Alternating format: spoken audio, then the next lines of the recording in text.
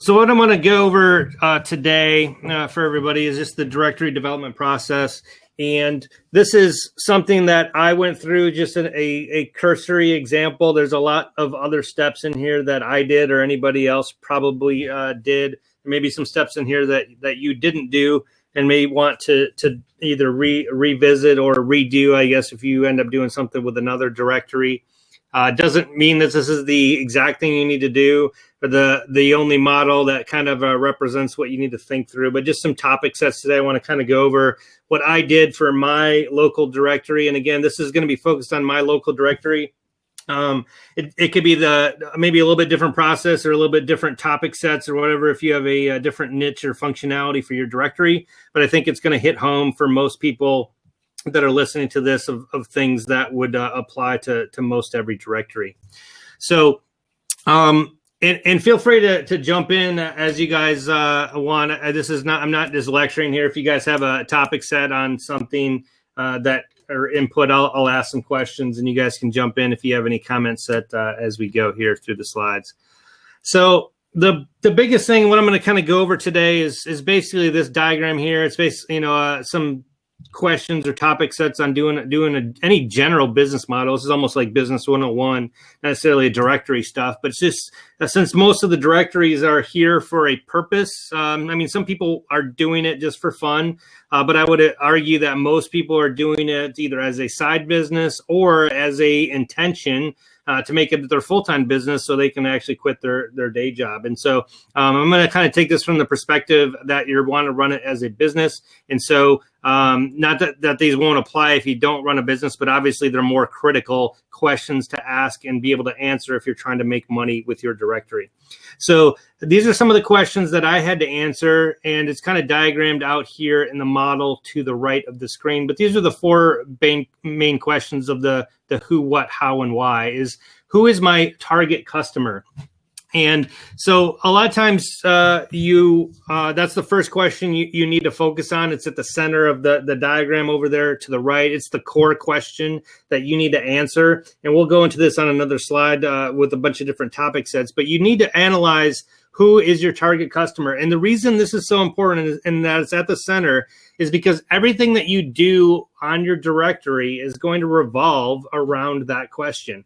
If you don't have it narrowed down on who you're talking to, you won't know what to type onto the page to resonate with that audience. You won't know what ads to run. You won't know what videos or content to add in there because you don't know who you're trying to focus on. So we've talked about this before in another webinar of kind of getting your customer avatar, or like who you're focusing on. If you were a customer coming to your website, what would you want to see?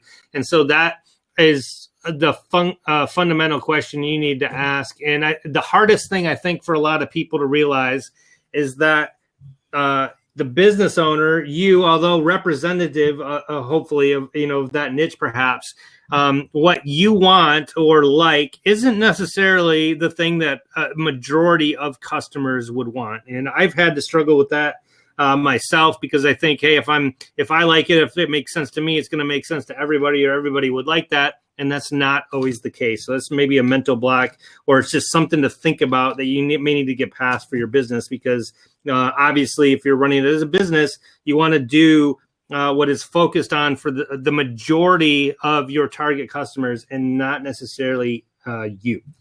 The second question is what do I offer the customer? So that is really I think the initial stumbling block when people start to do directories is they kind of know who their target customer is. They have that niche experience. They kind of know the genre, the realm, and we talked about bowling a second ago. So, I know they kind of know who the customer is. But when it comes to the just learning the directory sphere and how those work, the big question becomes is what do I offer to the customer?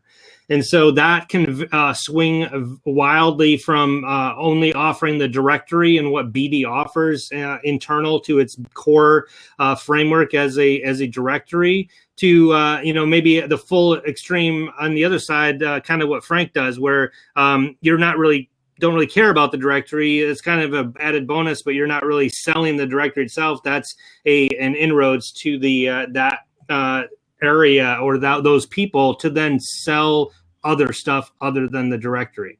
And so you need to think about that. What do you want to offer the customer? When they land on your directory, what are you trying to pitch to them? And again, what is that money-making proposition that you're offering them in exchange for their money? And the third question is, how do I create the value proposition?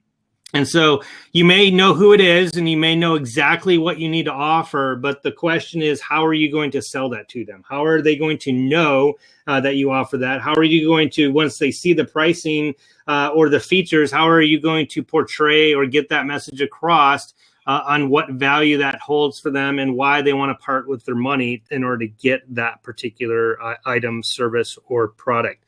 And so that's another piece where even if you know what you're going to sell, it's the hard part of the directory is it doesn't have, it's like a blank script, right? It doesn't write your content for you. And Frank can attest to this one on how difficult it is to make good copy, right? That's copyscape, whatever the term is for that, that it doesn't copy anybody else, right? It's unique content that's going to rank high on Google. It doesn't write itself, right? It's just blank web pages, and you got to add the content, the features, and tell them why they want to buy into your directory. And so that's another stumbling block that I think a lot of directory owners get stuck on. And then the fourth question is, why does it generate revenue? Or why, now that you've presented that, what's getting people to buy? How are you upselling? How are you converting that into the money, machine for your business in order to keep your business alive and you to either quit your day job or get the money that you want in order to expand, advertise, et cetera, et cetera. How are you going to convert that customer once you're trying to sell to them, and how do you make that process more efficient, get a lower churn rate for your directory, and get them to be a long-term customer and one that is a high value for customers over time. So those are the four questions. Who's my target customer is at the core.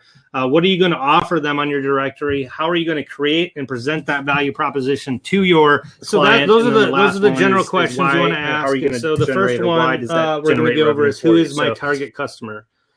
And so when we think of directories, they're all in terms of the horizontal or vertical directories. And what I mean by that is, horizontal is a Craigslist type thing that you see on the screen there to the right. It basically has a little bit of everything from everywhere about anything, right? I mean, you can kind of find whatever you want on Craigslist. It's a horizontal. It's a broad painted brush across a bunch of different categories. And then, and I just kind of highlighted some example things out of Craigslist there on the screen, right? That are more verticals that are within the subset of the horizontal Craigslist. So Airbnb, for example, is the vertical for homes. Lyft is the vertical for getting a car ride or delivery. Rover is a vertical for pet sitting.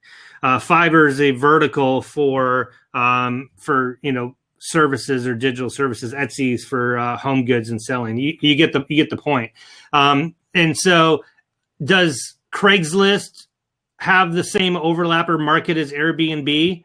A little bit, right? There's an overlap there. But Airbnb doesn't do any of the other listing categories. They just focus on the the places to stay.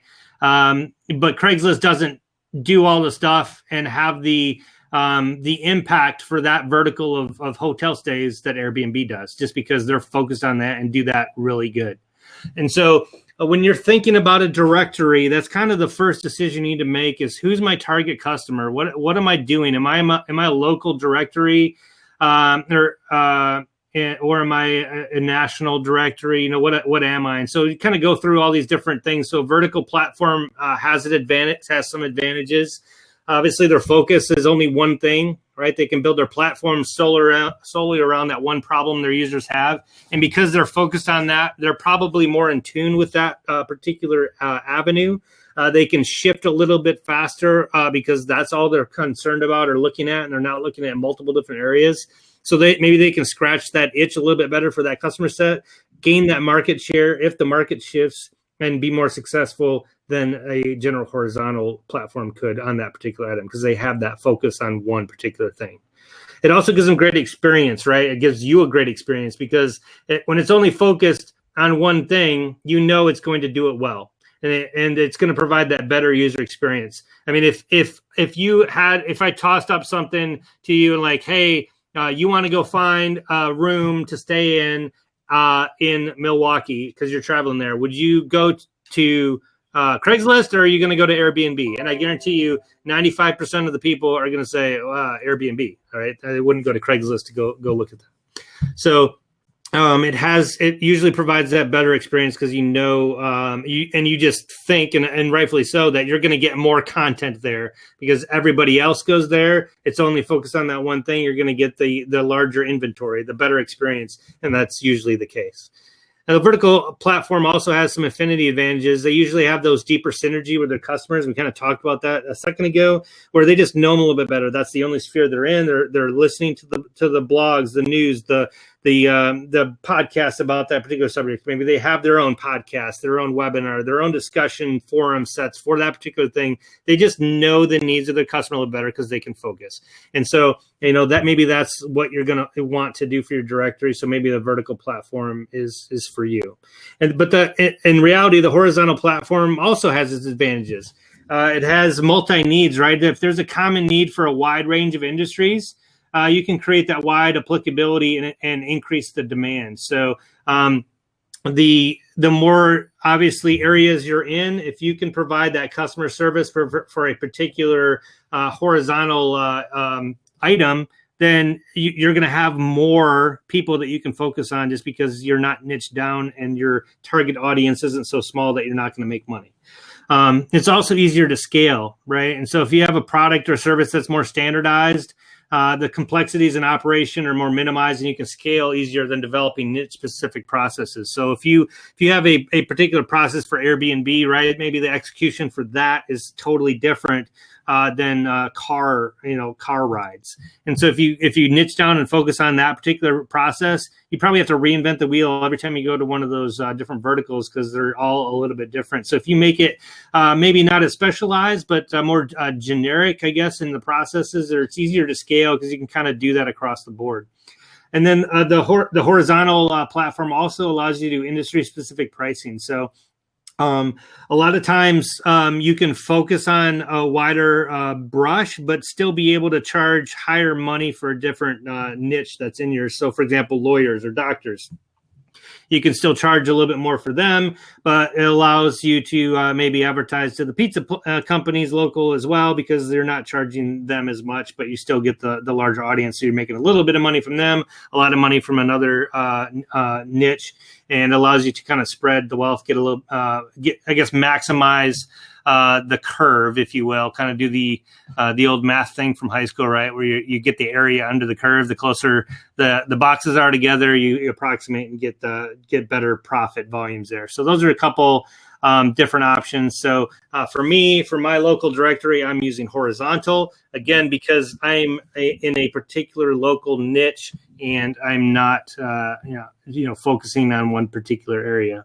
So usually, again, a local thing may make sense for horizontal. If you're more of a niche specific thing, maybe a vertical is your better option. So, when we're talking about this, and we were talking about that with the bowling again a little bit earlier, where you can always expand out later, but don't get yourself so spread too thin before you have your processes down, maybe your manpower, if you're solopreneuring it and doing it all on your own.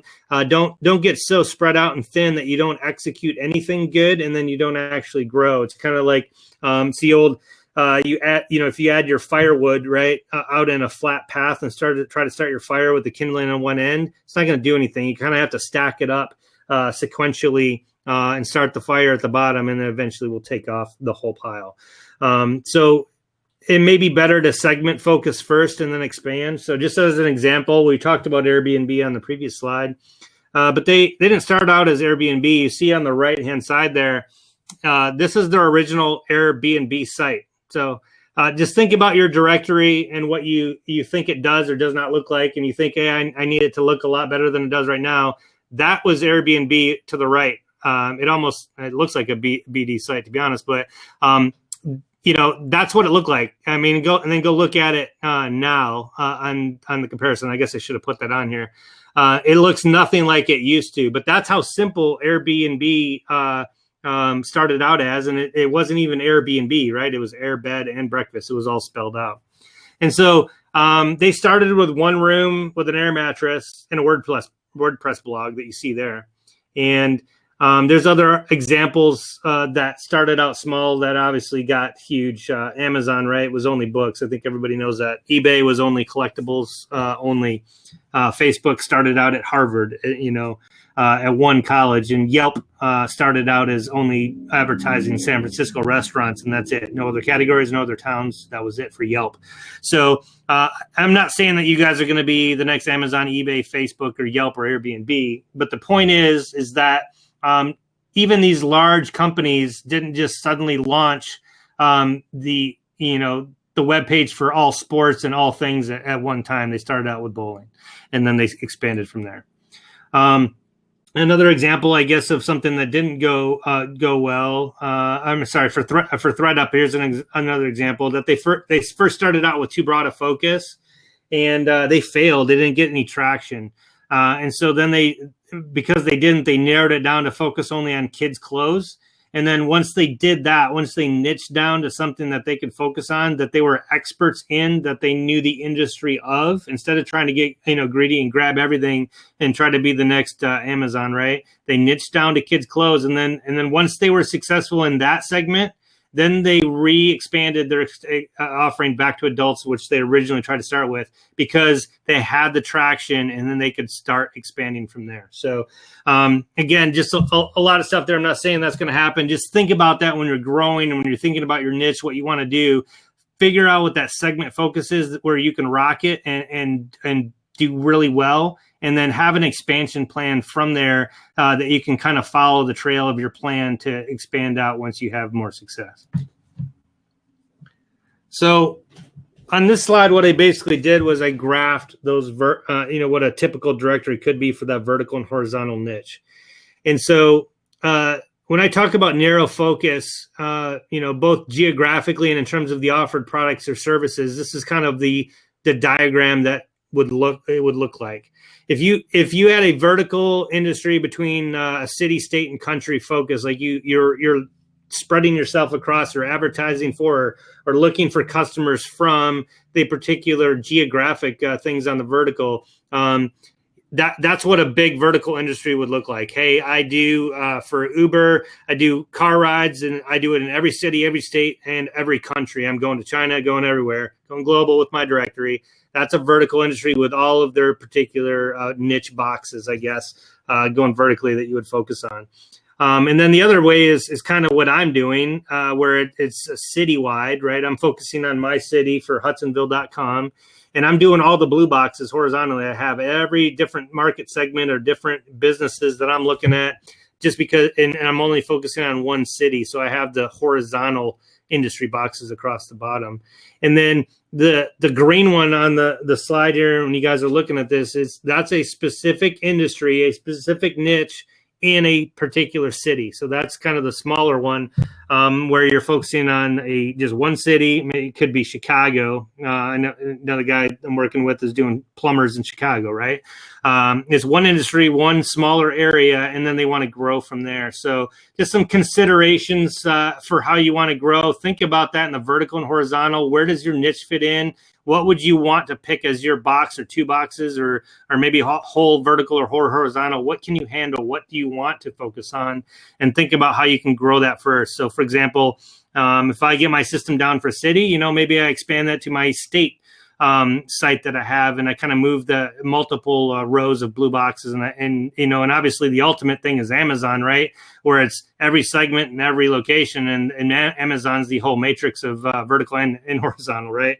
For the ultimate $1 trillion cash cow, if you ever become the Amazon, in the future. So think about that for what you want to do, how you want to grow, and then ask yourself some questions like how narrow is too narrow? Are you gonna niche down on your topic set so small that there aren't going to be anybody to pay? They may be really interested, but there's not enough to sustain you, right? So if you're looking at sweater knitters in one town, there's probably like 20, right? Are those 20 people how to knit sweaters going to pay you enough money to do for business? Probably not. Or maybe it's enough for you to do your niche directory because you're just doing it for fun and you love that knitting sweaters, right? And that may be enough. But think about that. How narrow is going to be narrow enough, and that's where market research comes in handy. But that's something you got to look at. And then the other question you have to ask yourself is, how do I set the stage for that future growth? How do I get from that one box niche down that I started with to expand out? Am I going to go horizontal? Am I going to go vertical? Or, maybe go a little bit sideways or at an angle, depending on where the boxes are at. You may just test out a different niche statewide, even though you have another niche just focused on a city. So you don't have to do just vertical or horizontal for expanding, but you can pick your choices on how you want to do that. And then obviously one may take off better than the other if you have multiple directories. And then maybe you start focusing on that one instead of the original one that you started with and put all your efforts there. So we always talk about this as well. If you want to have test out something and they're not always going to work, maybe it's the wrong focus, maybe the wrong niche, maybe the wrong location. It may work somewhere else or in a different niche, but not in that niche or that location. So just think about that. And so when you're thinking about that as well, it has long-term implications, right?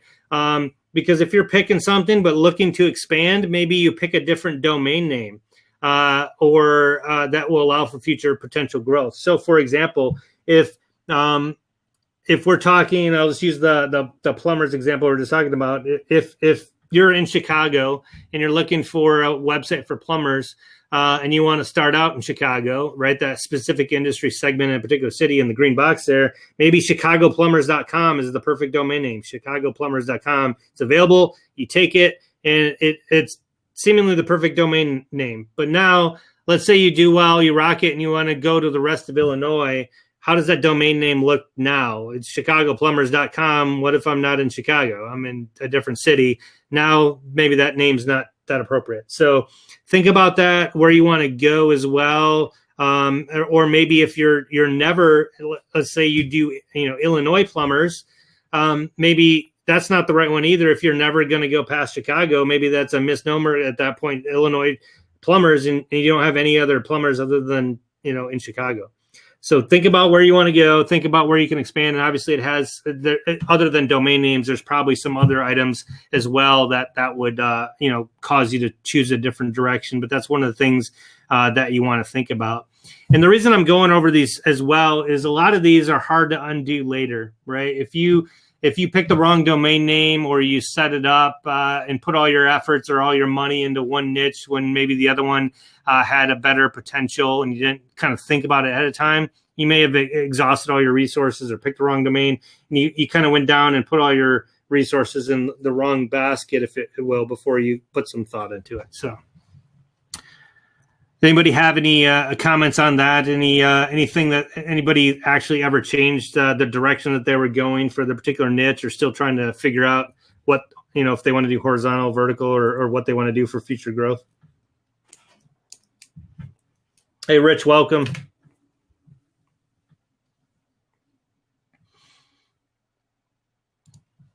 All right, so we'll continue on with the next question is that, what do I offer the customer? So the first, we went over the first question. Maybe you now know the niche, you know where you're going to go, but now you want to think about what do you want to offer. And so the big thing that comes up in all these directory establishments and spending time and money on the directory, a lot of times people think that they're going to innovate, the world. They're going to have a directory. They're going to be the next, thing since sliced bread. Everybody's going to flock to their website. And they need to have it perfect initially, right out of the gate. So they're going to spend a lot of time, a lot of money, and they're going to focus their entire business plan around one specific feature, because this is the most important thing that, quote, their customers want, even though they may not have actually talked to any potential future customers. So this is a lot of the things that people struggle with or have in their mind, and they think that they're going to have a new idea. And they got to put a lot of money in to have something other people have. So I want to kind of talk over initially here are some innovation misconceptions as you're thinking about that for your directory. So the first one is that, the misconception is that that innovation stems from ideas nobody has had before. So, I like to put the rest there that there's very few things or few phenomena that are actually new. A lot of people have either done it before, have already done it, or did it and succeeded, or did it and did not succeed. But most of the best innovations are often adapted, refined, or combined from stuff that's already out there. And so don't put a lot of effort into try to come up with something new. A lot of times you can just look at what's already there and adapt, refine, or combine and make something that's newer or better for your directory that'll get people to use yours instead of the competition. So just think about that as you look at competition, as you look at what's available out there. What can you adapt? What can you refine and make better? And what can you combine that's partly good from a bunch of sources and make them together to make something really awesome? So innovations obviously are existing business patterns with slight variations of something that has existed elsewhere in other industries or other geographical areas. So think about that when you're looking at that. It's not something new. It's just something that's just kind of adapted, refined, or combined. The number two misconception is big budget. That, if you have a big budget or you need a big budget or you need to pay for a lot of customizations in order to be a success. And really, that's the biggest misnomer I think we can have with these directories, that there's a lot of them that look exact like the baseline BD directory. They don't have any customizations, but they have efficient processes. They have good marketing, and they're making a lot of money because their processes are good. And then there's other people that put a lot of money. We just had one on the forums today where somebody's like, I've been developing it for 12 months and I'm going to throw in the towel. I just don't think it's ever going to get there. But they're putting a lot of money into plugins or customizations and making it look different, and they haven't actually tried to make a sale, or they haven't actually turned their directory on to see if people are willing to pay for that particular niche. So it always comes down, in my mind, to execution. It's not about the big budget. It's about doing your niche a favor by, one, launching, and two, just providing that service, and you'll get enough traction to get some money coming in. But it doesn't need money to actually happen. And then the third misconception is that you need new technology, right? The innovation breakthrough are always based on fascinating technologies, and that's just not the case. I mean, there's not really anything that one person has on their directory that's so earth-shattering that people are using that directory because of that particular feature set. That very few and far between is that the case. It may, in your mind's eye, be the coolest thing because you wanted to have it and you paid to have it and it works good, but people probably don't even care about it. And I'll just be blatantly honest with that. There's a lot of times we put way too much effort in that newfangled technology or plugin that we have for our website, and people could care less most of the time. And it's unfortunate for you and for your effort that you're putting into it. But again, a lot of times the core functionality that BD puts in there when executed properly is going to be just as good as something that you're paying for. So just think about that. And again, there may be something that your audience is asking for, right? But please make sure that you guys verify that, or you have a majority of your paying customers asking for that, or something that they want that you can add. But again, I would always, and BD always harps on this as well, do that after you have money coming in. When you have profits coming in and you have some people that are asking for particular features, that's when you start enhancing that stuff. And it's kind of the snowball effect, right? You get the money coming in, they ask for stuff, you give them new stuff, you get more customers, but try to avoid digging yourself too much of a hole early on, because to be honest, a lot of those new technology or innovations or plugins or whatever is not going to make the sale. Some of the things that I'll talk about this on another slide for the adapt, refine, and combine, but just some questions to ask yourself is, what's the competition doing? And is there anything in BD that allows me to replicate that or do what they're doing successfully? And so if it does, there's obviously BD is very flexible. Most of the time when you see something that other people are doing, BD can probably allow you to do that and execute that same function. And then if it doesn't, or you don't have knowledge of that setup, or you see something that is close to what you want to provide, but you can adapt it, refine it, or combine it into your offering. Think about what those things are, and then maybe if that's going to be the difference, maybe you need to pay a developer or some customizations to adapt or refine something other people are doing, because it fills that little gap. Then that's usually the thing where you want to pay for those customizations. So let me just talk about my thought process. Again, this is going to be different for your particular directories, but my thought process of, as I did research for my local directory, what I had to look at. So obviously, you're not going to make a directory that's exactly Yelp or Nextdoor or TripAdvisor, but it's always good to look at those mainstream sites, the big hitters in your particular niche. I'm just doing local, so these are common ones with local businesses and reviews, right? And so see what they have. Obviously, if the big guys are offering it, they can pay for a lot of research and know what consumers want, and they're going to offer it. So if they're offering it, probably means that it's worth putting on your site or adapting for your site. So you can pull some best practices from those sites.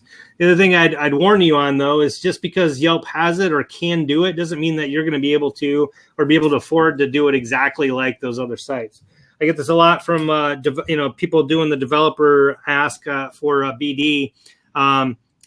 And they ask for, I want my site to work exactly like Angie's List, or I want to replicate Amazon, or some question like that. It's just a big overarching question. You're not going to be Amazon or Yelp. You can do a lot of things it does, but think about your niche, think about what they provide, see what BD can do for you, and just kind of pull some of the important stuff of what you want to have for feature sets. And the other thing I did for since it's a local directory, I had to look at the news and media. So there's other, anybody for any particular niche, there's articles, right? There's events, there's news kind of stuff that you can do. So you always want to look at the news or media for your particular locality or your niche and see what kind of topics they provide. What kind of articles do they show their people? And then maybe that's some of the articles that you want to write, or some of the topic sets that you want to cover for your directory. So these are a couple of the local news media stuff that I had to look to, both a kid-focused local one and then just the MLive, which is Michigan news source. So look at the news and media for your particular niche. And then obviously you're doing a directory, or you may be morphing it to not do a full directory, but you have some sort of directory type things for your niche. So you have to find those other directories. We just did that with the bowling alley just a second ago. There's other bowling directories on the internet. These are just a couple of local businesses. And again, you'd be surprised how many businesses are out there in your niche that you just didn't even know about. But it's because maybe they didn't do good advertising. Maybe they didn't show up first on the search results, or they're just not doing it well. But there may be competition for you, and they may have stuff that's good, and they may have stuff that's bad. But learn from those other directories in your niche. So these are some of the other ones in my area, my state, that I didn't either know about or had to learn from in order to see what they were offering, in order to adapt, refine, or combine some of the stuff that they were offering, so I could make my directory stand out or compete against these particular local directories. And then everybody that does a directory obviously is going to sell some sort of advertising. They're going to want ads. They're going to want businesses to pay for their listings, to give it's a business directory, right? It's like a Yellow Pages. You want people to show up higher on the search results. We just talked about that earlier. And so you're going to be an advertising source. You're basically competing against local advertising or niche advertising. If it's bowling, it's advertisement at the bowling alley, and bowling magazines and bowling websites. You're going to be competing against the direct advertising. So go research your local or niche advertising avenues and see what they are offering for advertising. See what they are offering for ad sizes, for pricing, for you name it. See what they're doing. And so here's some other examples of local stuff for local business, restaurant advertising that I had to go look at and compete against. So direct advertising, something you want to go look at in your market research.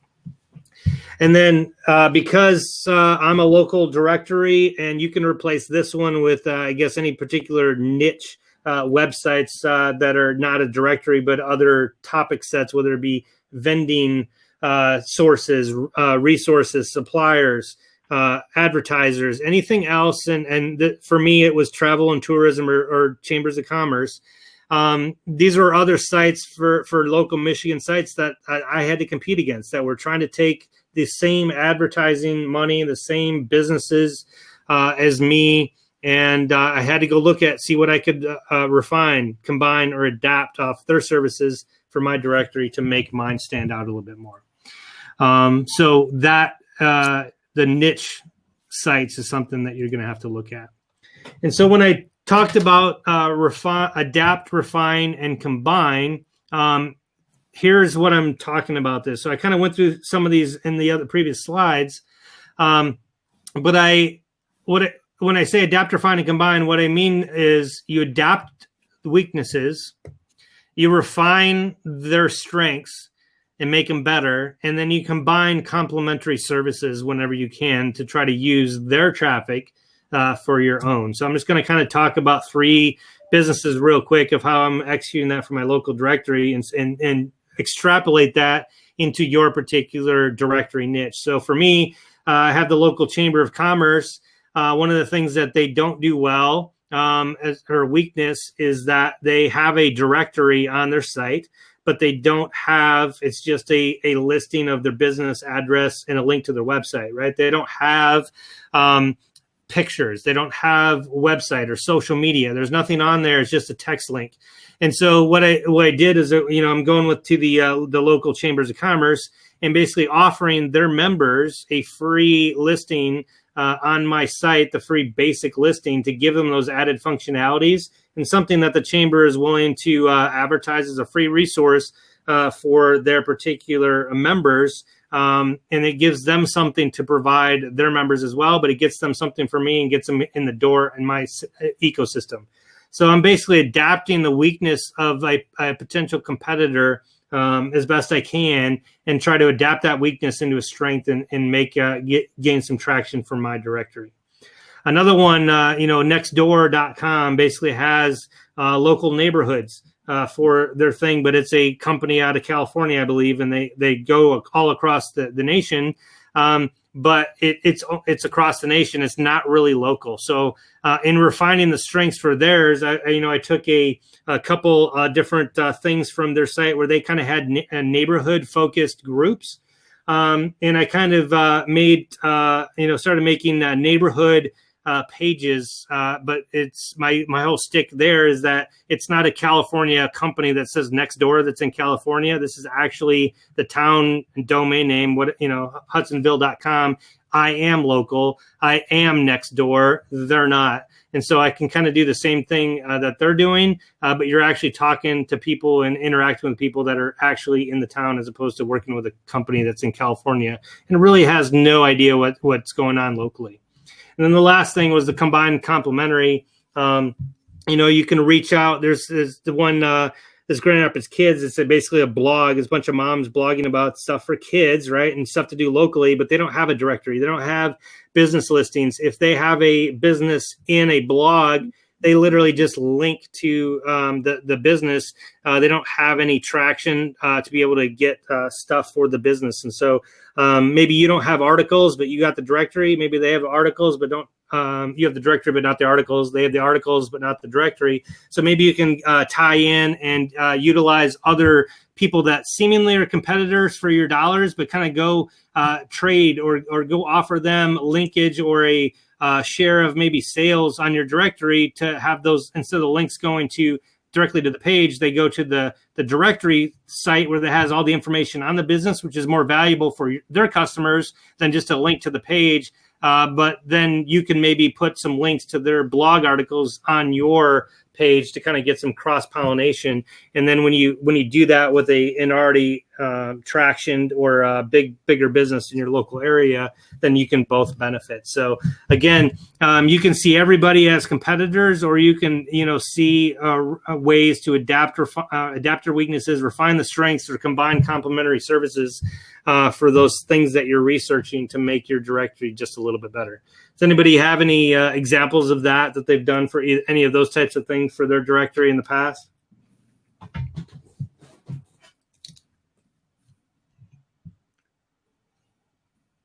Hey, John, welcome. And again, you guys can jump in there whenever you guys want, if you guys have any questions as I'm going through. So the next thing when we're talking about, as you adapt, refine, and combine, you're going to start coming up with things that you can offer as a directory. And so when you're thinking about what am I offering, this is kind of what you're going to package your directory in terms of making the sale or telling somebody why they need to pay for your directory, about what elements of value that you are providing. And so hopefully this comes through on the screen. I'll probably link to it in the recording there in YouTube and on my directory when I post it, just so you guys can get the high res for this particular graphic. But basically goes from the value of functional at the bottom of the pyramid to emotional is the next step up. The life-changing is the next step, and the very top is basically social impact, or they say self-transcendence. But it is something where you just totally changes your life. And obviously, you'd probably want to be at that pinnacle where your directory just totally changes somebody's life. I know a lot of, I know Michelle, you have a directory that if somebody utilizes the right services or gets help for their child or their ability, social type stuff, or their specific requirement for their their health or welfare, it can totally change their life. And so obviously that's what everybody wants for the directory. But there's other stuff that maybe as you're looking through this chart, you can kind of pick out some items that you can focus on and provide to your directory owners. So I just highlighted a couple as an example that I would do for my local directory. On the functional side, my directory saves time, simplifies their life, makes the businesses more money, hopefully, reduces their effort to try to find local information, has them avoid hassles of having to go to multiple websites, reduces the advertising costs potentially for the businesses because they can get direct access to local consumers, provides quality content that they don't have to search through a bunch of fluff on the internet to get what they need, and then informs the local populace on local news, events, and businesses. And then, maybe at the emotional level, it provides access, right, where they don't feel like they are part of a local community, and that's the next step up for life changing, that have an affiliation or belonging, that they feel like they're supporting the local businesses, especially now with the COVID, everybody's kind of focusing on that. So look at this list, and maybe you provide variety, or you integrate with things that other businesses don't. Maybe it's a fun and entertaining site. Maybe you will reduce their stress or anxiety. Maybe you provide rewards as part of your directory package. Maybe you do motivational blogs or other articles or videos that motivates them, provides hope, or gets them to the next stage of their life. So just think about what those elements of value that your directory provides, and then that based on what you're providing them, that is what you're going to put in your copy for what you provide, and kind of translate the reality of those values into concrete examples and words, so that they can realize that your directory, your service, your product, whatever it is worth paying for. So I want to kind of translate those things I just talked about into my website. And again, I'm just using this as an example, but when you're telling the story of what your directory does, when somebody comes to your website and says, why am I paying for this? What are you going to do for me? What are those value elements you're providing? I just kind of highlighted in yellow here in words what those value elements I just went on the pyramid in the previous slide. So Hudsonville.com is dedicated to bringing people, businesses, and neighborhoods closer. right? For professionals, we simplify your information dissemination by providing products and services that save you time and reduces costs. For consumers, you can avoid the hassle and effort of using multiple sites for local information. We're going to provide a community of relevant services, products, and businesses, quality resources close to your home. And then for advertisers, we're going to provide access to viewership based on local topic sets that enable your brand recognition and advertising opportunities that make you money. And so hopefully everybody can see there. And again, your niche is going to be a little bit different. Your wording is going to be a little bit different. But just by putting those words of value into there, they can put themselves in that particular, whichever, if they're a professional consumer advertiser, and say, yes, that is me. That is what I want. I am willing to pay for that. Where do I sign up? Now, it's not that easy, right? You got to translate that into actual features and sell them on that stuff. But that's kind of what I'm talking about when you're looking at value and translate that into what you're going to provide to the customer. That's what you need to think about and be able to translate into words and into their sales page for your directory. And that's what's going to sell people on your business. So when the real question then is, how do I create that value proposition?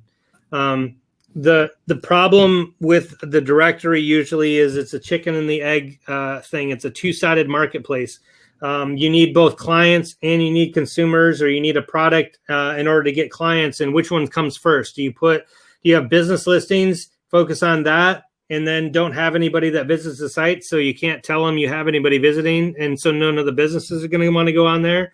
Or do you focus on the clients first to get a bunch of consumers to go to your site, but then you don't have any businesses on there for the clients to go see, and it kind of fizzles out? And so there's kind of a fine line between both of those, and you need to be able to do both at the same time, or a little bit at a time, and slowly ramp up. So that's something you need to think about when you're making that pitch. Are you focusing on the client side, or are you focusing on the business side, or both? And where are you going to put your efforts? So the bottom question is, how do you convince others to bring their inventory to your marketplace when there are no buyers? And then how do you attract the buyers when you don't have inventory? It's a very sticky problem. And that's called the two-sided marketplace. Welcome to the directory dilemma that we always find ourselves in with these directories. So I just want to go over a couple of things today that can kind of maybe help you think through this when you're thinking about where to focus. The first thing is, and it's probably the easiest thing to do, is to fake the chicken. And so when we're talking about the chicken and the egg and which one comes first, you can provide value through data curation of existing content and then provide a better user experience for those initial visitors that are coming to your site. And so basically what you are in the supply and demand curve, you're basically being your own supply. And then the question becomes, how do you add all that data?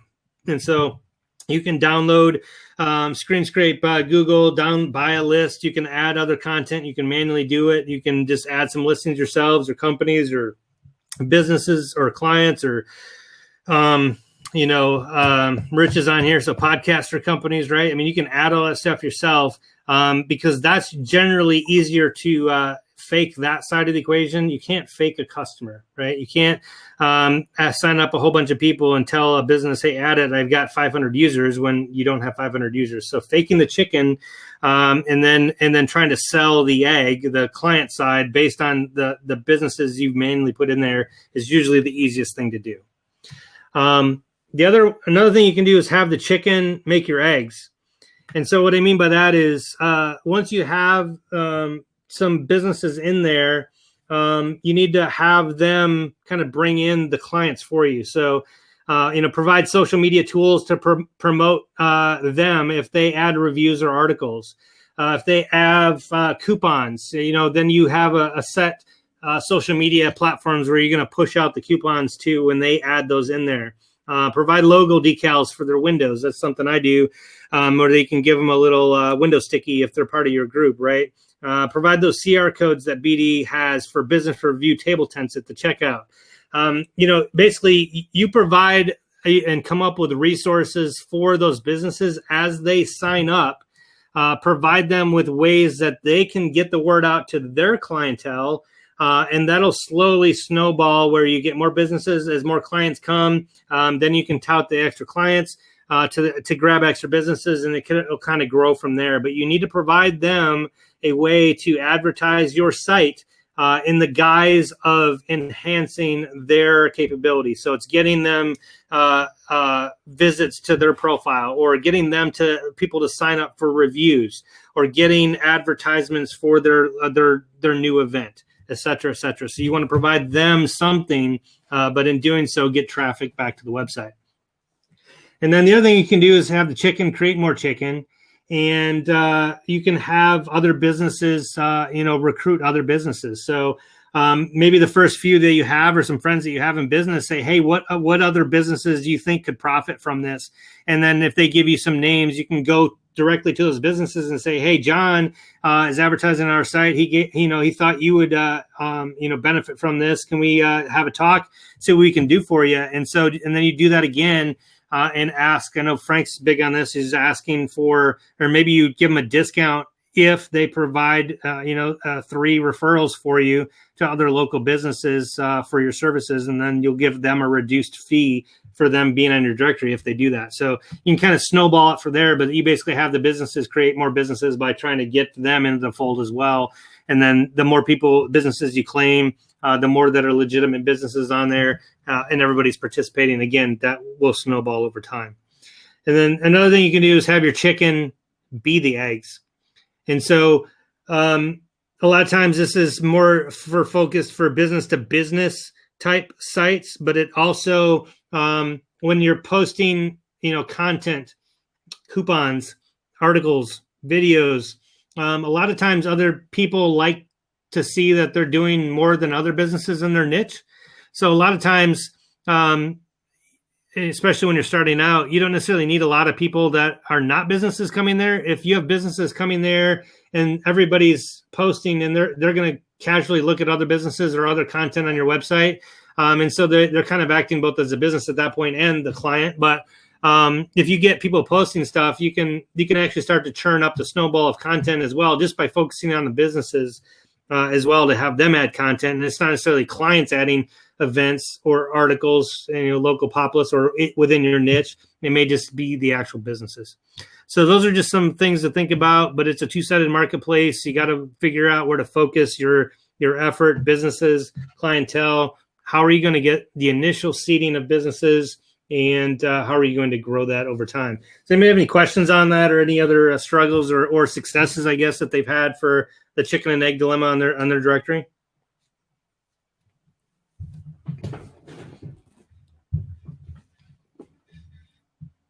I'm hoping I don't have everybody muted here. So I'll just jump in whenever you want. I just want to make sure that I'll just keep talking here, but I just don't want to cut anybody off if they have any comments there, because I know there's a lot of people in the room here right now. So now that you know who you want to focus on initially, you need to think about that last one is how, why does it generate revenue, or how are you going to generate revenue? And so this is kind of a model that I've come up with, just kind of thinking about my directory and how people normally make money off from there, and just some thought processes you want to go into as you're going into your pricing model, or you're thinking about expansion, or you're thinking about how am I going to make money with my directory. This is what I call the multi-axis monetization model for the directories. And so the first axis is kind of what everybody focuses on and kind of stops at, to be honest. They think about, what are my main plans? And so these are these 3 blocks down here at the bottom: the small, medium, large, right? Gold, silver, platinum, free, regular, and premium. Whatever those 3 levels are, that's kind of the only axis they're thinking about. And so when they're doing that, they're just limiting themselves to one axis. One of them's probably free if it's a small one, and you're not even making money on that. So you only have the medium or large or the gold or the platinum, and you're trying to make all your money off from that. And so that's one axis, but that's only for the directory, and you're not thinking about other potential things. So when you're doing that, though, you want to ask yourselves, a couple questions. Is what are your two key metrics? And what I mean by that is, if you're going to try to upsell or get people to go from the small to the medium, or the medium to the large, or the small to the large, you got to think about, for your particular niche or your directory, what are the two big things somebody is going to pay money for? Do they really care that they're number one vice number two on the listings? Do they really care that they can add photos? Do they really care that they can't or can post a coupon? Just think about that. And a lot of times, if you're looking at competition on what they're offering, look at their pricing plans. But really, you want to think about and focus and pick the right metrics that are going to matter. I'll just use a home site for an example. For sale by owner, pictures is probably a big one on there. So if you have a free listing and the free plan and you can't post a photo, it just kind of has the address and no photos, but the next tier up has one photo. Maybe the mere ability to add one photo is enough to get them into that middle plan. And then maybe the Uber plan has unlimited photos, or 5 or unlimited. Is that unlimited photo? Is that enough to push them over the hump to get to that big item? And this may be something you have to play with over time, or again, survey your customers when you're doing the market research. But figure out not only what are the key metrics, but where is the tipping point between them paying for something and not paying for something. And what I mean by that is, let's say the free, you had 5 photos, and then their first paid tier, you have unlimited photos. You may be thinking, well, unlimited photos, I'd want that. People are going to pay me $20 a month for the unlimited photos. Well, not if they're fine. They only have 4 photos on average to place. The 5 photos for free will get them done, get their business done all day long. They're gonna pick free. And so if the average people put 4 pictures on there, maybe you offer 1 picture for free, but everybody likes to put 4, and so that'll get you some subscriptions just by asking for 4, or maybe you go to 0 and 4. So think about that. What are the metrics people are going to pay for, and then where are the tipping point in those metrics in order for people to pay the more money? And then obviously you want to optimize that. So those are the kind of and the second question, sorry for that one, is then what features do you save and then roll out later? So if you have the key metrics and you focus on that, the other ones maybe aren't key metrics, but they're kind of cool things to add on later. Maybe you add value to the medium and large plan later, and you keep adding to the value of that large plan over time, or the medium plan over time. And those slowly start incrementally looking better and better than that free plan over time. And that allows you to focus and execute and launch those a little bit more efficiently as you add them in there. So don't always just give everything to every plan. Take some time to think about what you want to add, maybe to the medium only, or maybe only to the large.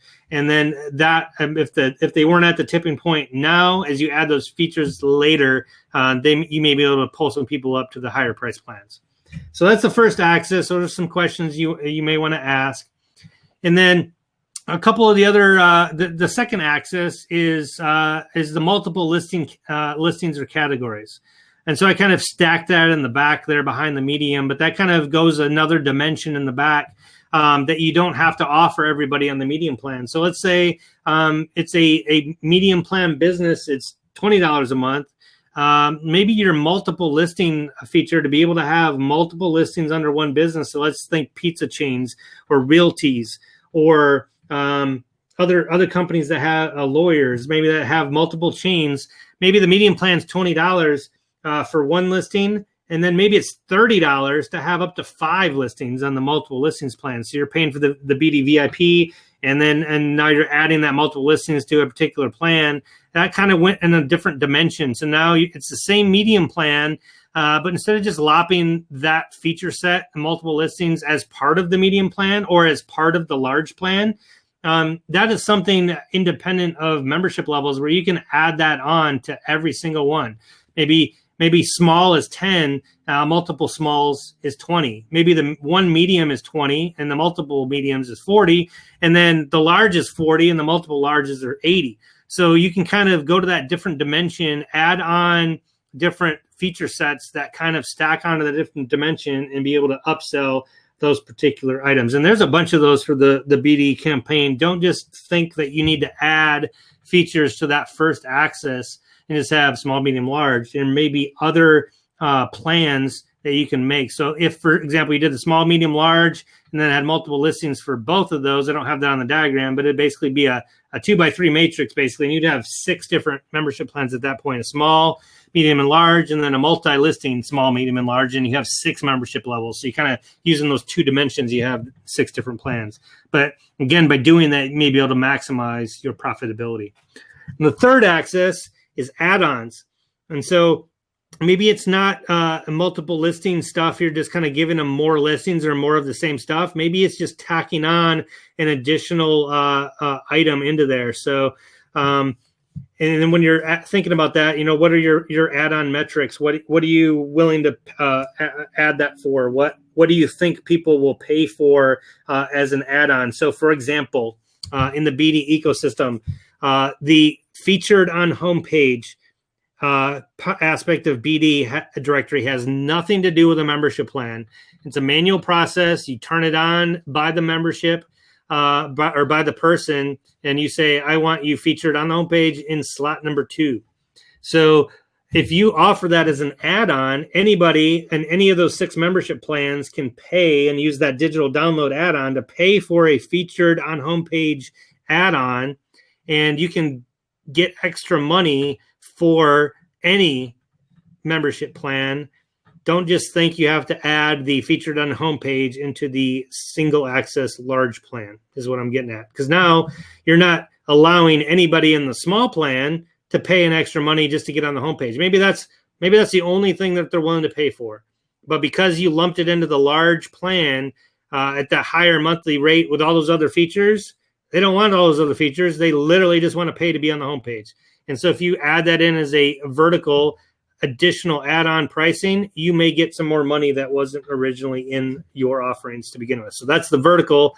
And then you can basically add, and it doesn't have to be just a BD option. It could now be, some other people add on chatbots, right? You pay the ultimate $500 a month plan, and you get a customized chatbot for your site. It's an add-on. Or it's maybe part of the large plan, but you can maybe add that on to a small plan if you just want the chatbot. So think about other services, other stuff that you can just stack on there, not only the BD, but other stuff.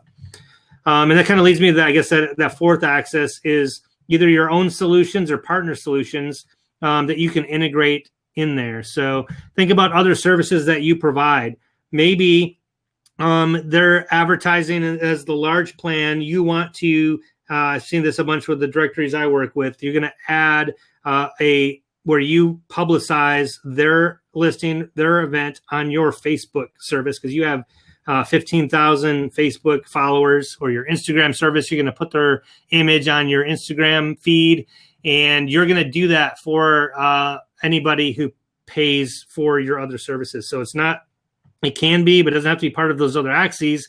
Maybe you expand out and add any other services. Maybe it's copywriting.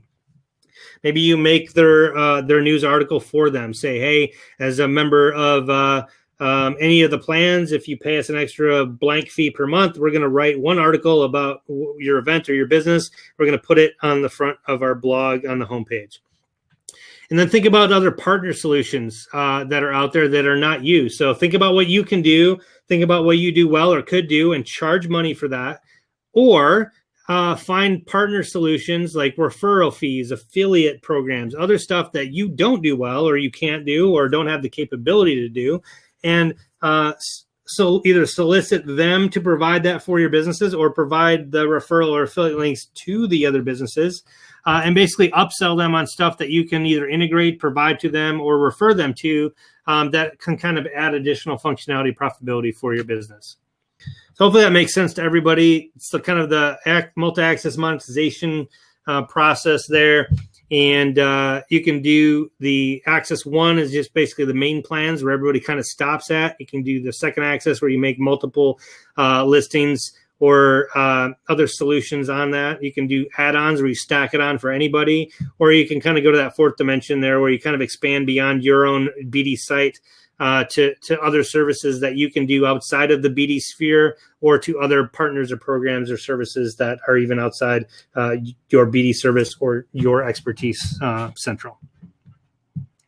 So that kind of covers the four topic sets there. And I just want to kind of go one step further on there for when you're thinking about those multi-access things for the BD directory. I just kind of put on the screen here all of the different options you can charge for. It may be feature options where it's, viewing the coupons or posting events, being able to post a SoundCloud thing, or be able to have a product, the ability to add favorites, you name it. Feature options, those are something you can add to different plans. You can do badge types, right, where you maybe have a veteran or nonprofit or first responder or chamber member or diamond, platinum. You have badges you can add for different plans. And there's also profile options, right, where you can allow or disallow different profile things. Hey, can they do they have different lead pricing? Can they add a logo? Can they add a full profile cover photo? Do they have the click to call? Do they get the QR code? Do they get the private chat?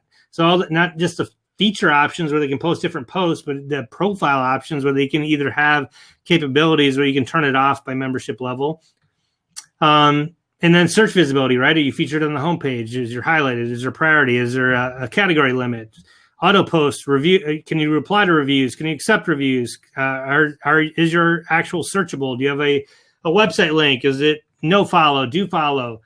There's literally 45 different things you can turn on or off for your particular level or add-ons or what have you. So take some time, think about those, think about the metrics, which one of those things are really important for your niche.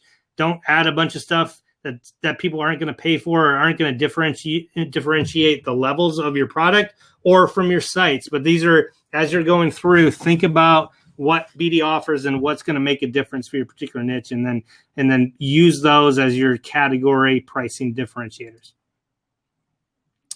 So that's all I have there. Let me just, I guess I'm on the questions here. I'll go back to the original screen here, and just kind of get back to the who, what, how, and why, and the question set, and we can kind of talk it over from there. But those are the four things you want to kind of focus on. Who is your target customer? What do you offer the customer? How are you going to create that value proposition to portray that value to the customer? And then what are those metrics, those things that you can sell, that you can do, that you are telling them that you provide for the value? How are you going to price those and generate money from your directory?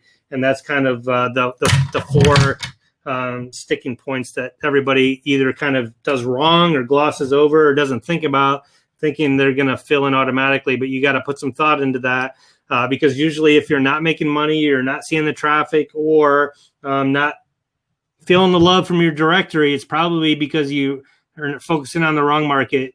You don't know what you're offering to the customer. They don't know when they go to your site what it is because you're not telling them.